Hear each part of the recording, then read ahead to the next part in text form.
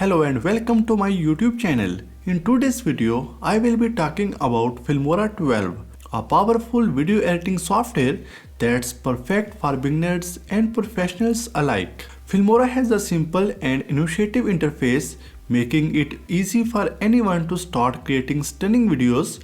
It comes with a wide range of features, including basic editing tools like trimming, cutting, and merging, as well as advanced features like green screen, slow motion, and audio suppression. Filmora 12 is packed with smart, exciting features to help you unleash your creativity. In this video, I am going to show you how to use the draw mask and enhanced keyframing feature in Filmora 12.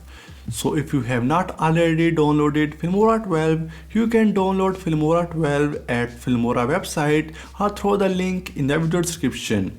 You can now draw a complex mask in any shape in your videos. This means you can have more freedom to select any part that you want in the frame. First, I will drag and drop the clip onto both the first video track and the second video track. Let's hide the first video track for now. I will click on the clip in the second video track to open the setting window and find the mask section. Choose draw mask. Now you can draw a mask freely on the viewer window. I'm gonna draw an outline of the mug. Don't worry, if the drawing is not perfect, I can adjust it later.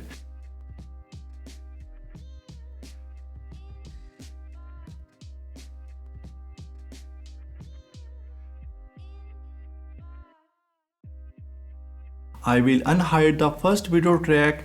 Now if I apply any effect on the clip, it will be only shown within the mask.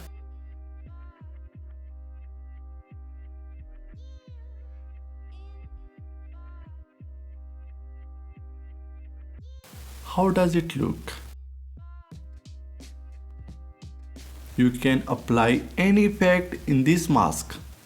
You can also use the jaw mask tool to change the background.